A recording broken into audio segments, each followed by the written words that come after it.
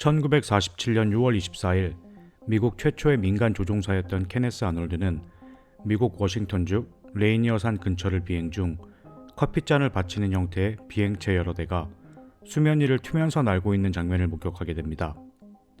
그리고 그날이 공식적인 UFO의 첫 기록으로 남습니다.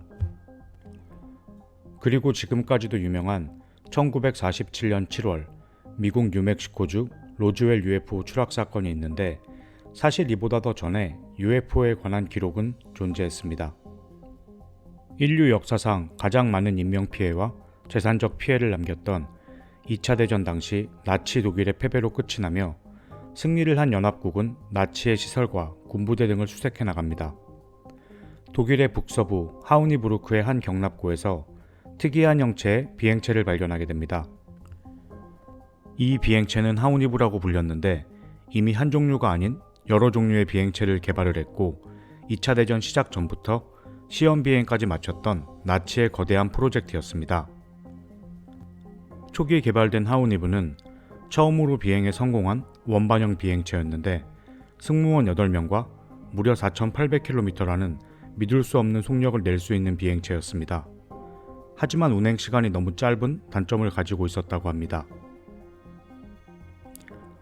초기 하우니부를 개량한 두 번째 하우니부는 1942년 시험 비행을 하게 됐는데 전작보다 높은 고도로 날 수 있고 무려 50시간 이상 비행에 성공을 했고 승무원도 20명이 탑승할 수 있었다고 합니다. 전쟁 말에 제작된 세 번째 하우니부는 무려 70명이 탑승할 수 있었고 회전 포탑과 기관총을 장착하고 세 겹의 장갑으로 더욱 견고한 방어력을 지녔었는데 전쟁에서 패망한 나치의 간부들이 과학자들과 탈출하기 위해 사용했다는 기록이 있다고 합니다. 그리고 설계 도면으로만 남아있던 더욱 진보된 네 번째 하우니부까지 제작을 하려고 했었다고 하는데 문제는 설계도를 입수했음에도 이 비행체의 연료와 추진력을 알 수가 없었다고 합니다. 그렇다면 나치는 어떤 방법으로 이 비행체를 운행할 수 있었을까요? 1925년 히틀러가 친위 부대인 SS를 창설하며 일명 블랙선이라고 하는 비밀 부서를 만들었는데 그들의 주된 임무는 석유를 대체할 수 있는 각종 에너지를 연구하며 초전도 부상열차, 반중력 에너지를 그 당시부터 연구하였습니다. 훗날 미국으로 건너간 로켓공학의 아버지 베르너 폰 브라운 역시 자신의 의지와는 상관없이 SS 친위대에 가입하게 되며 로켓과 미사일을 개발하게 됩니다. 나치의 SS는 뮌헨 공대의 슈만 박사가 개발해낸 자기부상 장치를 입수하게 되는데 1935년부터 SS 내의 과학자 모두를 투입해 비밀리에 하우니부 개발에 박차를 가하게 됩니다. 하우니부의 추진 에너지에는 두 가지 방법이 제기되고 있는데 한 가지는 비펠드 브라운 효과를 응용한 것으로 지구는 거대한 음극이고 하우니부의 밑바닥도 음극이므로 서로 밀어내며 비펠드 브라운의 장치처럼 윗부분의 장치를 달아 양극을 만들어 서로 끌어당기는 힘을 이용해 사용 전압을 높이면 높일수록 더 높고 빠른 비행이 가능했을 것이라고 합니다. 미국에선 1926년 이미 특허를 받은 비펠드 브라운 효과를 이용해 물론 크기는 훨씬 작았으나 전기 추진을 이용해 비행 접시 모양 비행체를 하늘에 띄우는 모습을 시연한 적도 있었습니다. 그런 점을 응용해 하우니부의 에너지로 사용했다는 추측을 하기도 합니다. 다른 한 가지가 중요한데 빅터 샤우버거 박사의 구심성 응폭 기술입니다. 빅터 샤우버거는 오스트리아의 과학자이며 발명가이자 자연주의자 철학가였습니다. 그의 구심성 응폭 기술이란 물의 소용돌이에서 발생하는 회전 운동으로 자연의 상태에서 생성되는 에너지의 흐름을 사용하는 방법이었습니다. 물이 밖에서 안으로 회전할 때 생기는 에너지를 이용하는 방법이었는데 회오리와 태풍처럼 구심성 기술을 이용하면 무한한 에너지를 사용할 수 있었습니다.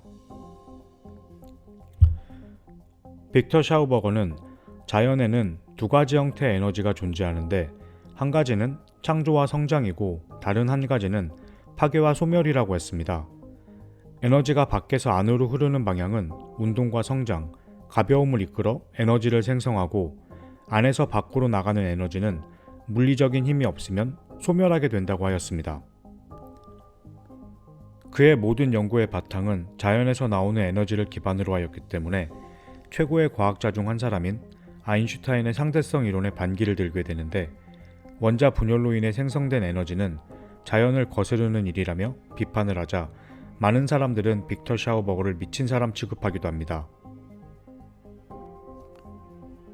실제로 샤우버거 박사는 그의 일생을 자연이 파괴되는 것에 맞서 싸우며 숲과 강을 지키는 데 바쳤고, 폭포수가 흐르는 모양을 몇 시간씩 앉아서 지켜보기도 하고, 기온차와 날짜에 따라 물살의 흐름이 달라지는 것을 지켜보며 물의 에너지를 연구하였습니다. 물의 특성을 이용해 높은 산의 나무를 운반했던 조상들의 이야기를 자주 하였고, 자연이 그의 스승이었으며 물은 그에게 모든 만물의 생명의 근원이었습니다. 그는 자신의 연구를 기반으로 비행기와 선박에 들어가는 무소음 터빈을 만들었고, 물관을 물로 세척함과 동시에 다시 사용 가능한 물을 만들어내는 물 정수 장치를 제작하기도 하였습니다. 당시에는 인정받지 못하고 사람들에게 미친 사람 취급받던 그를 호기심 있게 지켜보던 사람이 있었는데, 그 인물이 바로 히틀러였습니다. 그리고 2차 대전이 발발하기 전 히틀러와 빅터 샤우버거 박사는 만남을 가지게 됩니다. 히틀러는 현재의 과학기술이 인류를 망가뜨리고 있다는 그의 주장에 왜 그렇게 생각하는지 이유를 물었고, 샤우버거 박사는 현재의 과학기술의 사용은 진보와 발전이 아닌 재앙만이 남은 미래를 남길 것이다 라며 앞으로의 인류와 지구의 건강을 걱정했습니다. 그리고 히틀러는 이 만남에서 샤우버거로부터 물과 공기를 진동의 형태로 회전시키면 엄청난 에너지를 발생시킬 수가 있고, 그 힘은 물체를 띄울 수도 있으며 무한한 동력을 만들어낼 수 있다는 얘기를 듣게 됩니다. 훗날 독일이 오스트리아를 합병시키며 전쟁을 위해 강제 징집을 하게 되는데, 그렇게 빅터 샤우버거는 강제로 나치 연구팀에 들어가 원반형 비행 접시 개발을 이끌게 됩니다. 샤우버거 박사는 자신의 연구가 그렇게 사용되는 것을 원치는 않았지만 가족의 목숨까지 위협을 받고 있는 상황이었기 때문에 선택지가 없었습니다. 하우니브라고 부르는 원반형 비행 물체를 완성하였고, 시험 비행에 성공을 하였으나 여러 시행착오를 겪고 있었고, 전쟁 중인 상황에 적의 포격을 피해 옮겨다니며 개발하는 일은 쉽지 않았습니다. 실제 전쟁 중엔 연합국의 조종사들은 접시 모양의 비행체들을 여러 번 목격을 했고, 매우 빠른 속도로 연합군 주변을 고속 비행하고 있다는 증언들이 있었습니다. 그리고 당시 동맹국이었던 이탈리아의 무솔리니의 보좌관 루이기로 메리사는 실제로 하우니브를 목격을 했고, 그 비행물체는 다르다, 매우 특이한 형태의 둥글었으며 조종석이 유리 도만에 있다며 목격담을 남기기도 하였습니다. 전쟁이 끝나기 직전 세 번째 하우니브는 딱 한 대만 만들어졌고, 전쟁이 끝난 후 훗날 미국의 아이젠하워는 만약 전쟁이 1년만 늦게 끝났거나 독일이 신무기를 1년만 일찍 개발했더라면 우리는 유럽에 입성하는 것이 불가능했을 것이다 라고 말을 하기도 하였습니다. 전쟁이 끝나기 전 자신들의 패망을 예견한 독일군은 대부분의 기밀 자료를 옮기거나 불태웠다고 하며, 남아있는 자료들은 연합군에 의해 분해되어 미국과 소련으로 옮겨졌고, 남아있는 과학자들도 함께 자국으로 데려가게 되는데, 그 후 스텔스기를 비롯한 많은 미사일 등 보다 진보된 무기를 개발하게 됩니다. 당시 독일의 기술력이 연합국에 비해 몇십 년을 앞서 있었다고 합니다. 또 다른 이야기는 전쟁이 끝나기 전 사라진 독일인과 나치 친위대와 과학자들이 엄청나게 많았는데, 미리 남극의 비밀 기지를 만들어 왔고, 전쟁에 패한 뒤에도 독일에서 옮겨간 자료를 이용해 연구를 계속하고 있다는 이야기입니다. 전쟁이 끝난 후 1946년 리차드 버드 제독이 이끄는 미 함대는 오퍼레이션 하이점프 작전이라는 명목하에 남극으로 향하게 됩니다. 공식적인 임무는 남극 개발 프로그램이었는데, 항공모함과 4,700여 명의 병력과 잠수함, 구축함, 그리고 33대의 항공기까지 동원이 되는 대규모 작전이었습니다. 그렇지만 이들의 실제 임무는 남극 탐사가 아닌 남극에 남아있다는 나치 잔당을 소탕하기 위함이었다고 합니다. 미국은 남극에서 정찰 중 접시 모양의 비행체의 공격을 받았고 저항을 하며 교전을 벌였지만 비행물체를 격추시킬 수가 없었고 공격만 당하게 됩니다. 많은 인명피해가 생기고 절반 이상의 구축함과 항공기가 추락을 하자 결국 미국으로 돌아오게 되며 작전은 종료됩니다. 사실 이 이야기는 음모론이라고 주장합니다. 하지만 오퍼레이션 하이점프 작전은 실제 기록이 남아있는 존재했었던 작전입니다. 원래 작전 기간은 1946년 8월 26일 시작되어 1947년 2월에 종료하기로 되어 있었으나 단 2개월 만에 작전은 종료되고 맙니다. 그리고 그 후로 미국은 10년 동안 남극을 탐험하지 않습니다. 고대의 벽화나 조각 등에서도 UFO나 외계인을 연상케 하는 발견은 있었습니다. 하지만 자료가 남아있는 UFO 형태의 최초 비행체는 하우니브라고 생각을 했습니다. 그리고 그 당시에 히틀러는 어떻게 저런 모양의 비행체를 만들려고 하게 된 것인지 궁금했습니다. 하우니브조차 그저 음모론으로 치부될 수 있겠지만 당시 히틀러가 개발하고자 했던 열망은 여러 곳에서 찾을 수가 있었습니다.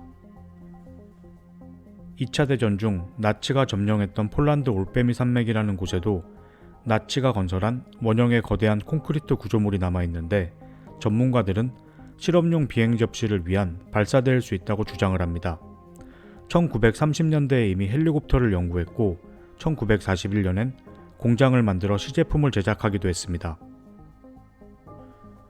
히틀러는 잃어버린 도시 아틀란티스를 찾기를 원했고 성서의 유물을 찾기 위해 마치 자신이 잃어버린 물건을 되찾으려는 듯 전 세계를 뒤지기도 했습니다.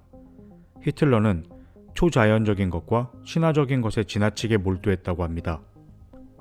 아리안족이 세계 최고의 민족이라고 믿던 히틀러는 아리안족의 뿌리를 찾기 위해 친위대를 티벳까지 보내기도 했고 376명의 티베트인의 두개골을 측정하고 머리, 얼굴, 손, 귀를 포함 350명의 손자국까지 수집하고 18,000m의 흑백 필름과 4만 장이 넘는 사진을 촬영했습니다. 우수하고 월등한 민족의 강력한 친위대를 만들고 싶어 했고 불사군단을 만들기 위해 지구의 축심을 찾아오라며 군대를 보내기도 했습니다.